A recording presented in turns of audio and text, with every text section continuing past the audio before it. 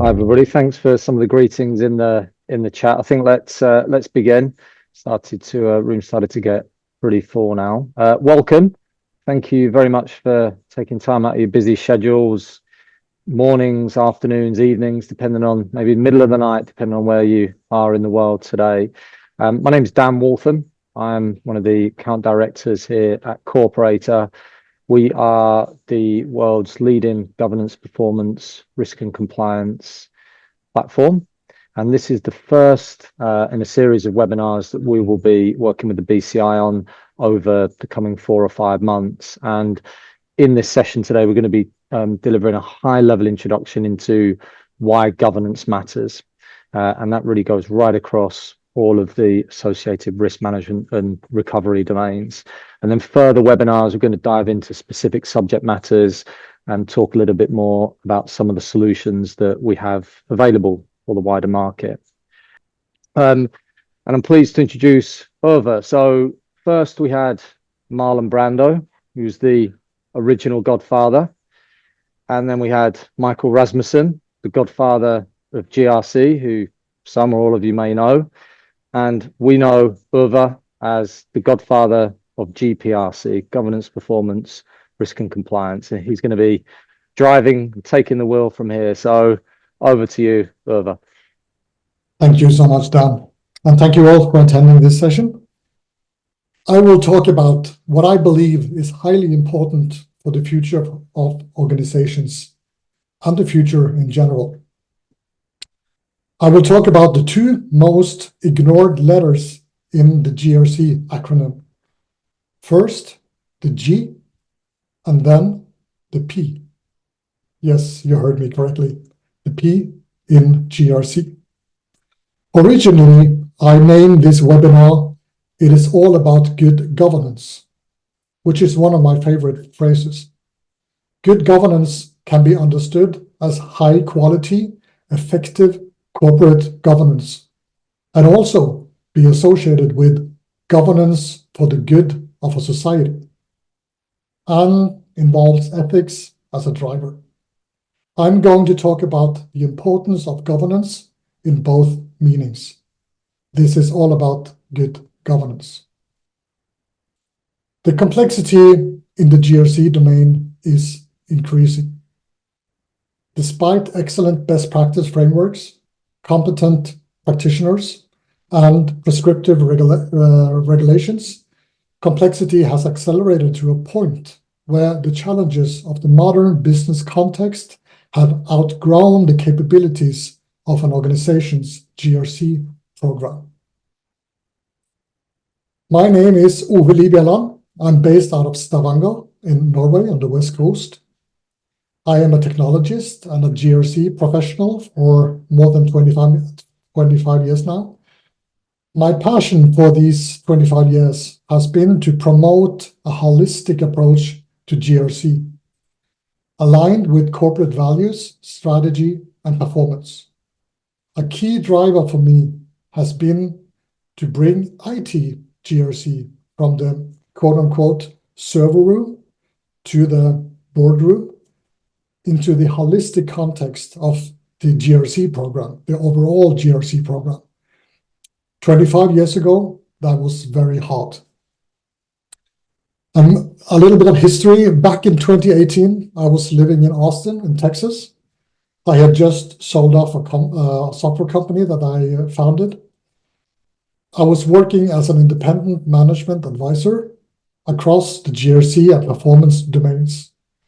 I witnessed disconnected GRC programs, Excel-based and highly ineffective.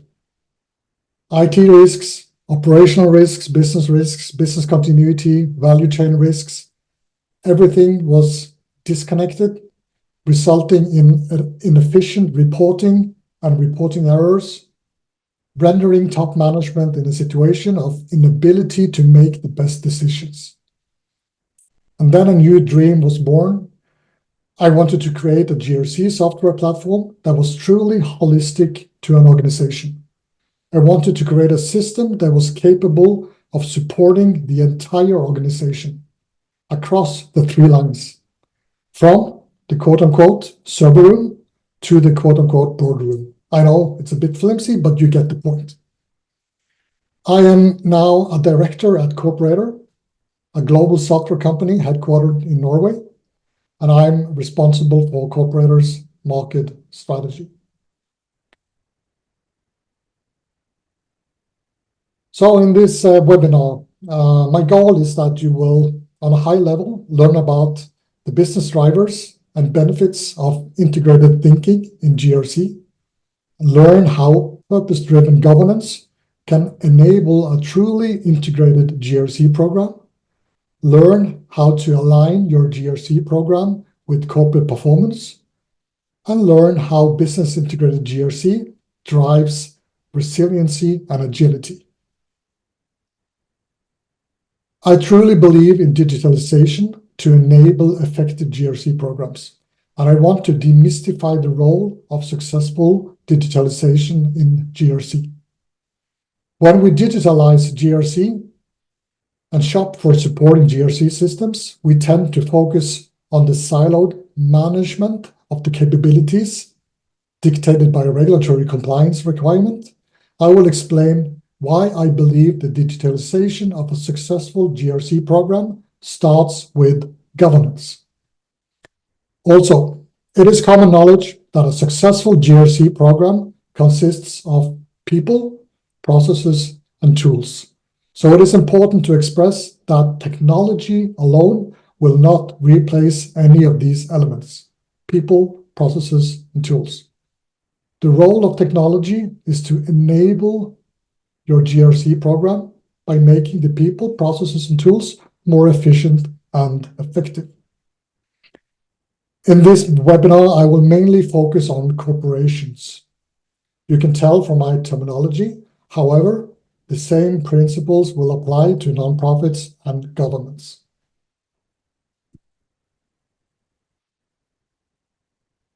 In risk management, we distinguish between the external context and the internal context of an organization. I will use the same terms when talking about GRC in general. The external business context is becoming increasingly complex. So let us examine some of the external context of an organization from a GRC perspective in 2024. More and increasingly complex regulations are a growing concern for businesses across industries. With changing legal frameworks and the implementation of stricter compliance standards globally, organizations are under constant pressure to stay current and comply with national and international laws. Regulatory complexity can lead to increased operational costs, legal risks, and penalties if not managed effectively. Businesses that stay ahead of regulatory changes and invest in compliance solutions will not only mitigate risks, but also build trust with customers, investors, and other stakeholders. However, the regulations are materially a response by regulators to the below-listed emerging risks and threats. I will come back to some examples. So, cyber threats. It goes without saying, cyber threats are critical for businesses today due to the increasing frequency and sophistication of attacks like ransomware, phishing, and other data breaches. A cyber attack can disrupt our operations, compromise sensitive data, and you know the drill. Then we have technology disruptions that can dramatically alter industries, creating new opportunities, but also rendering existing business models obsolete. We have social and cultural trends and values, global geopolitical situation in international trade, environmental concerns and obligations, market trends, to name the top 7. So this non-exhaustive list includes examples of external challenges most organizations on this planet are currently facing. Obviously, the items on this list are interconnected by nature. So let us go back to the first one. more and increasingly complex regulations. We see this all over the world. And my examples mostly includes European regulations. Well, we have a directive coming up, the NIS2 directive, the EU DORA. We have the FCA and PRA, Operational Resilience from UK. We have also in other international Operational Resilience Acts, the EU Supply Chain, CSRD, including the ESRS reporting standard, the SEC cybersecurity disclosure rules in the US. And I would like to mention the upcoming UK Corporate Governance Code, and the list goes on. Each of these challenges has associated risks and need to be addressed from an enterprise risk management perspective. So from a governance perspective, I believe most will agree with the following aspiration. Organizations must continually monitor and analyze these external factors to stay agile and responsive to changes in their operating environment. Strategic decisions and initiatives should be informed by a nuanced understanding of how these external elements impact the organization's objectives and risks. It is obvious that any change to our external business environment will potentially impact our business objectives negatively or positively. So what happens? As an example, back in 2018, with the introduction of EU GDPR, loads of GDPR software systems were born because corporations needed to conduct data privacy impact assessments, produce data processing agreements, get overview which information assets contain privacy data, which type of data, create records of processing activities. Well, you know how GDPR works. Few organizations realized that GDPR could be solved by extending the existing information security management system. In fact, ISO created a standard for privacy information management called ISO 27701, an extension to the well-known ISO 27001, the standard for information security management system. So instead of implementing an integrated ISMS and privacy information management system, GDPR and ISMS now often exist in parallel dimensions, disconnected, and have the potential to become more effective. We even see multiple softwares being used or deployed to cover the entire scope of GDPR. I could tell a similar story about the introduction of National Transparency Acts, individual accountability and certification regimes, and we are now beginning to see this siloed behavior repeated with the introduction of NIS2, DORA, other operational resilience regulations, ESG, and possibly every new compliance requirement going forward. An organization will end up having a list of disconnected, siloed programs and software. For instance, GDPR software, ISMS software, enterprise risk management, third-party risk management, ESG reporting software, incident management, audit, IT audit, other type of audit software, operational resilience reporting, business continuity management. The list of solutions goes on and on. Or we create hyper-complex Excel sheets, still disconnected, in an attempt to manage these domains.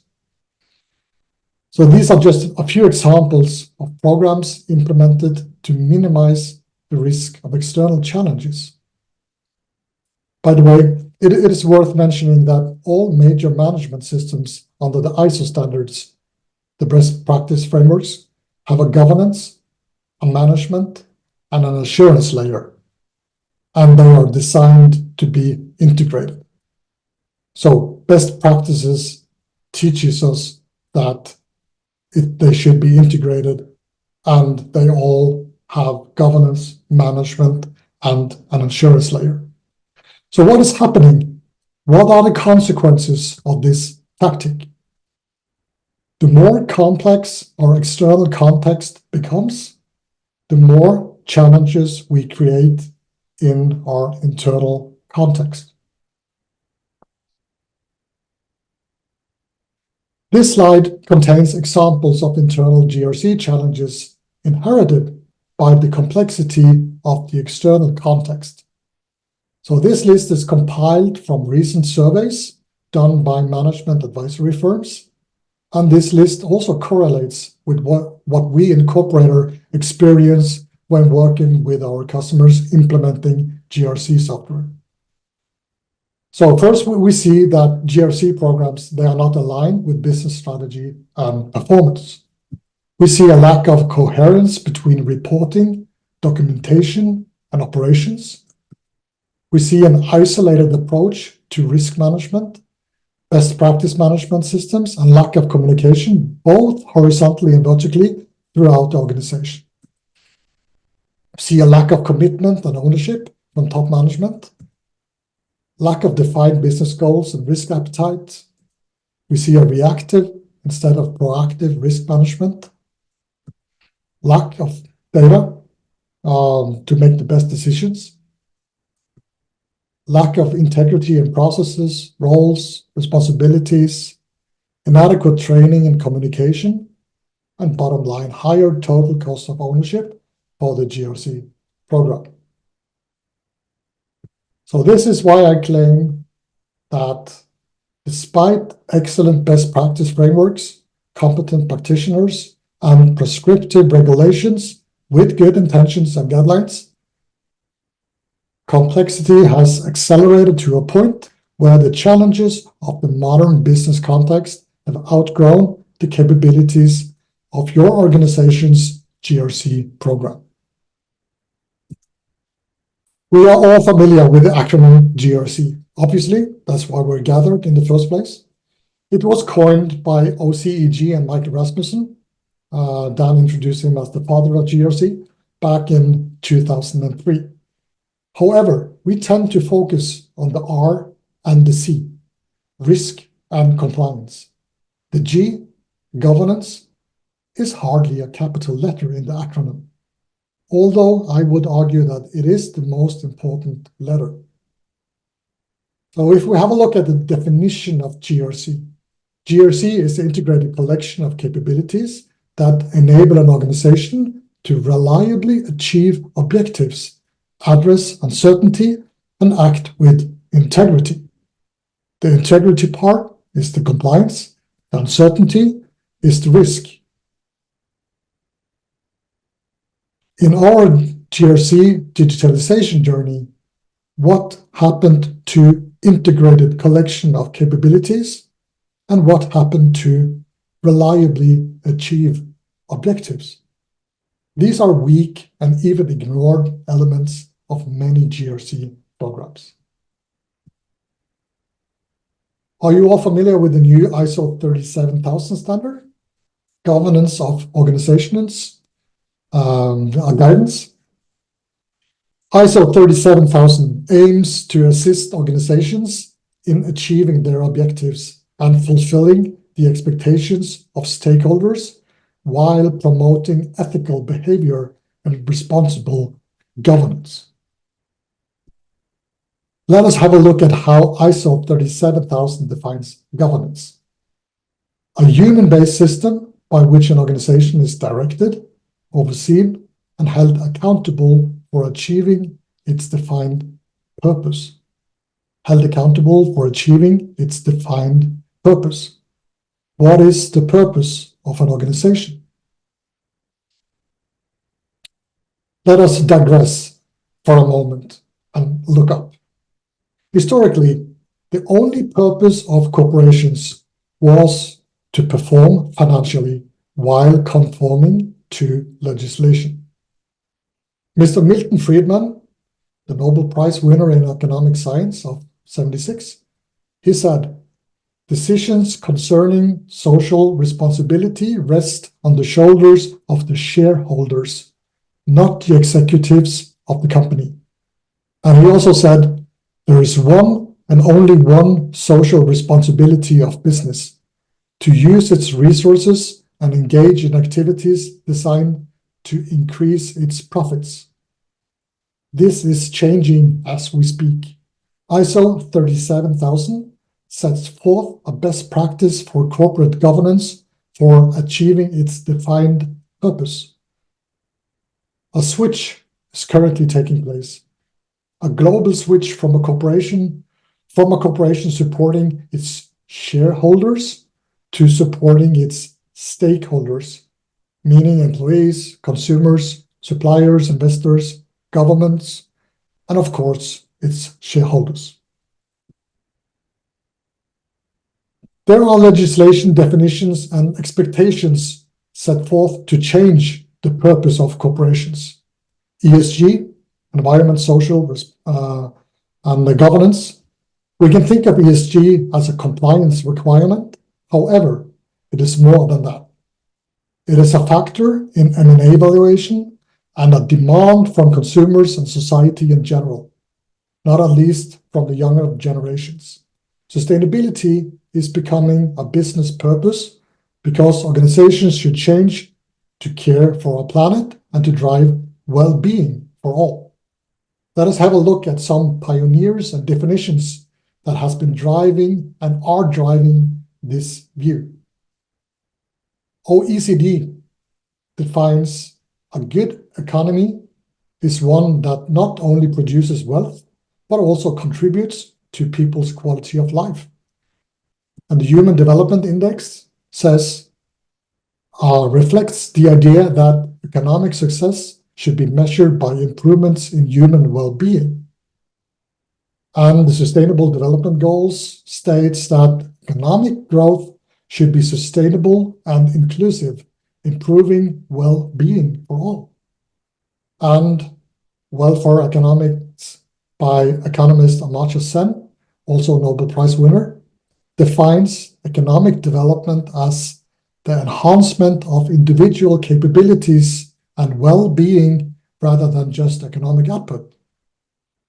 These definitions illustrate a growing recognition that the economy should contribute to well-being and not just focus on traditional metrics like GDP.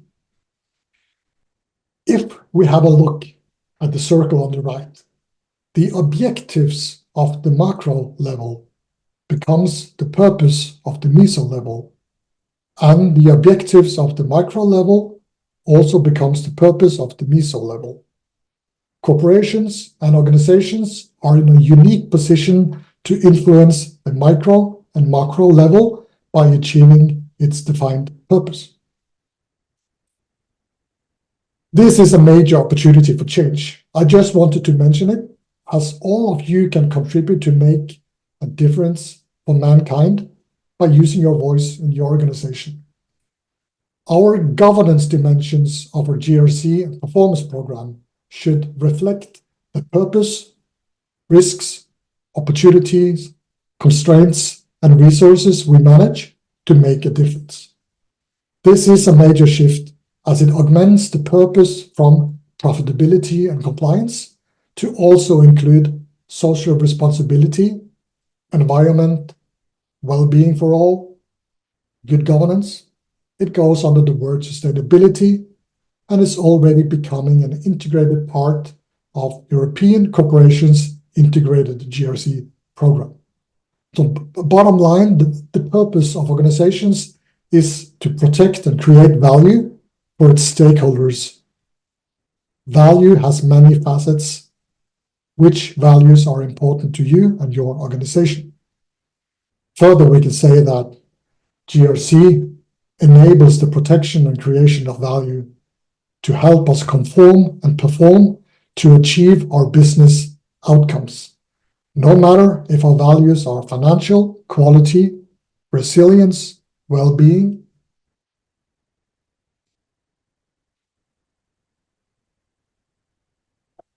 A few words around the upcoming UK Corporate Governance Code from FRC.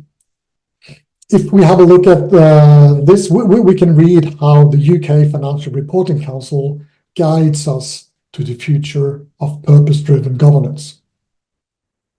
The risk management and internal control framework should be tailored to the company, should be considered as part of the company's purpose, strategy, business model, and governance. It should be operationalized, should be capable of responding quickly, be changed and adapted in line with the company's objectives and internal/external factors, and not seen as a periodic exercise. These are all good governance principles. However, they are not new. These principles have been put forth in most best practice frameworks throughout the years. In fact, the Corporator platform was designed to support this many years ago, but these principles have been proven to be good for us. Hence, they are being put forth in guides, directives, and regulations, and the pattern is that they are now intentionally or unintentionally harmonized across industries, regions, and compliance domains. So how does it all connect? The business value of integrated collection of capabilities and reliably achieve objectives is to make better decisions and thus drive performance. How can we get to an integrated collection of capabilities? We need to seek common ground, and we need to bring our data and insight into the context of upper management. And how do we do that? So, drilling down from the business purpose, we will have a strategy, including a business model and initiatives, multiple objectives, business objectives that link to the overall purpose. So we will have multiple business objectives for sustainability, for performance, for compliance, and many of these objectives will also span across all purpose categories. At the governance layer, the idea is to create a digital twin of our organization. Our digital twin, aka the governance layer, must have a digital representation of what matters to the organization. What is needed to set direction and boundaries? What is needed for management to be successful? As a basic, this includes the organizational structure, some roles and responsibilities, and it will soon enough be expanded with regulations, risk taxonomy, probability and impact scale, processes, policies, whatever helps us achieve objectives and deliver on the purpose. Let us take an example. Operational resilience. For instance, DORA, the FCA operates an International Operational Resilience Act, an important requirement and objective for most businesses going forward. And maybe the reason you're watching this webinar in the first place. This objective of business resiliency or operational resiliency will affect all purpose categories: sustained or increased financial performance, like profitability, revenue, regulatory compliance, and sustainability, like minimizing the impact on the environment, resource efficiency, continuity of essential services, and more. Resilience focuses on business impact and defines critical business services as a key object. We can then define critical business services as a key object in our governance model, and we can link it to the relevant objectives above and directly or indirectly link it to relevant risks, controls, compliance requirements, and so on. A critical business service will be dependent on a range of other objects, such as information assets, system assets, people, facilities, supply chain, third parties, internal processes, and more. By creating a digital twin of this landscape, your organization will eventually be in a superior state in making the best decisions ever. This enables a live view of your organization.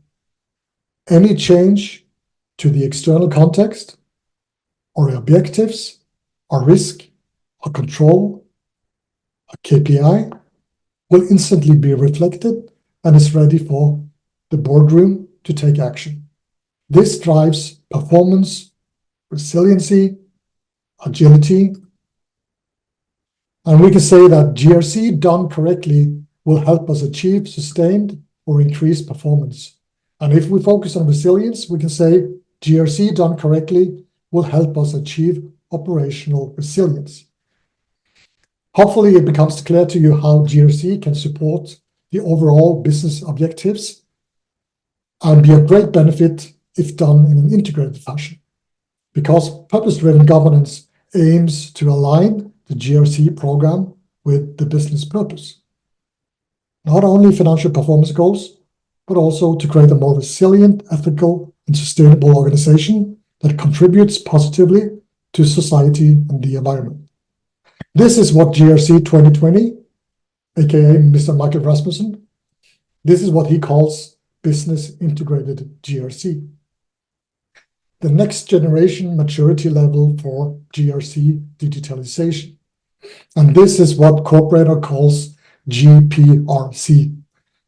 An integrated GRC program starts with the legislation, regulation, and optionally best practices that mandate the implementation of a risk management system, internal control system, and a compliance management systems. You can see these three pillars in my illustration. The goal for our GRC program is to have a holistic, integrated program across the three lines. And to support our shared business objectives, we need to have shared capabilities, or as a GRC definition says, integrated collection of capabilities.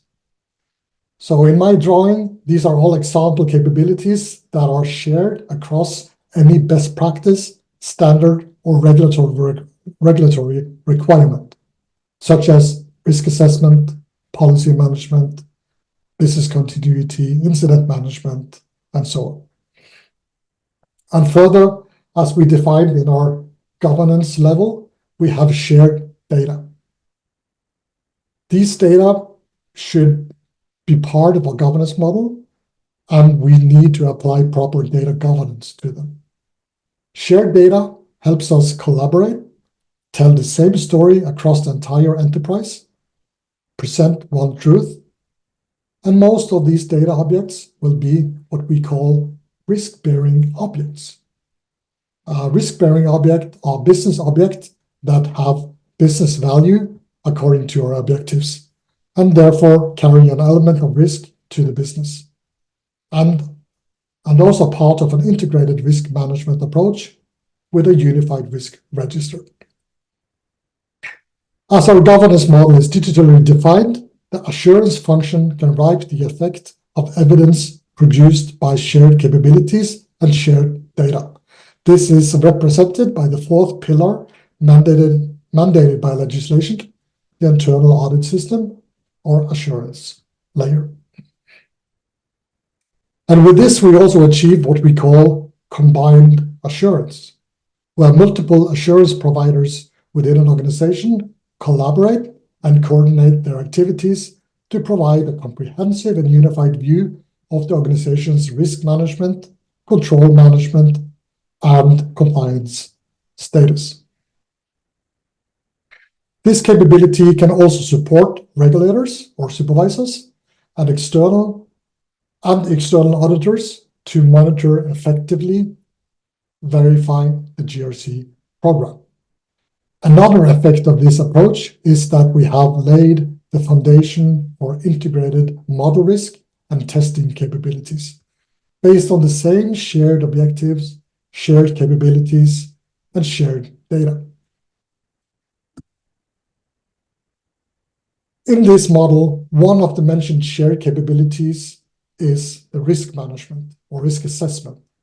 This can be enterprise risk management, IT risk, operational risk, third-party risk, or any other risk model, which will help us manage our enterprise risk portfolio, strategic, tactical, operationally, with a top-down or a bottom-up or a hybrid approach. Corporator refers to this concept as integrated risk management. And as the capabilities are integrated or shared by design, this means that all risks are directly or indirectly linked to a business objective, qualitatively or quantitatively assessed. All risks are linked to one or several risk-bearing objects, one or several organizational elements, taxonomies, controls, tasks, and more. And the same goes for internal control and compliance. And any other capability is the same pattern. Everything is integrated. So let us go back to our example, operational resilience. The ultimate goal of operational resilience is to safeguard an organization's ability to meet its objectives, to protect its stakeholders. See, not shareholders. Corporations have been doing information security, cybersecurity, business continuity, disaster recovery for decades. Now it's called operational resilience. And the difference? Resilience is business integrated by design. We do not need a separate piece of software for resilience. We just change or improve our governance model and add what we need for shared capabilities and data model. The same is true for the new SEC cybersecurity rules, the DORA, the NIS2. It's primarily a governance issue. The data, the insight, the capabilities possibly exist in the server room, but have not yet been taken to the boardroom. Purpose-driven governance and integrated GRC can be enabled with digital tools that are capable of modeling our GRC domain. Gartner calls this digital twin of an organization, or a DTO.